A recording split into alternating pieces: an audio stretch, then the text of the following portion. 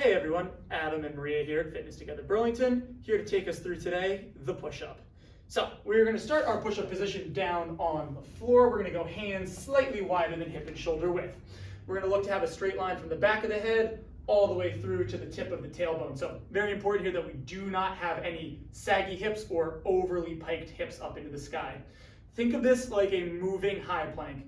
So as Maria's elbows start to bend, her shoulder blades are going to slowly glide together all the way down, and then she's going to return back to that starting position.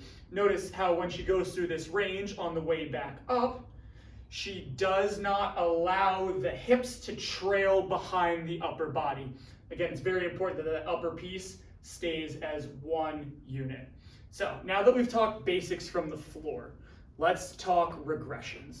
So any elevated surface will do.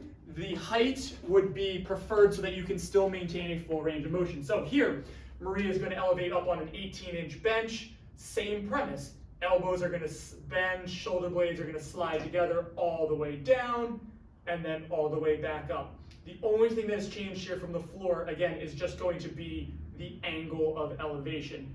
Mechanics still maintain straight line from head to toe, elbows bend, shoulder blades glide together.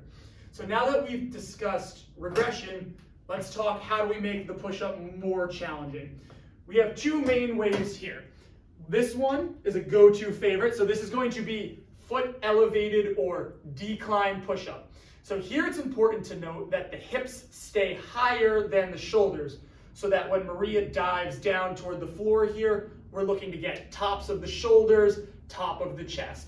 Again, when she goes down, hips are staying above the shoulder and not dropping back down. Again, this has been Adam and Maria here at Fitness Together Burlington.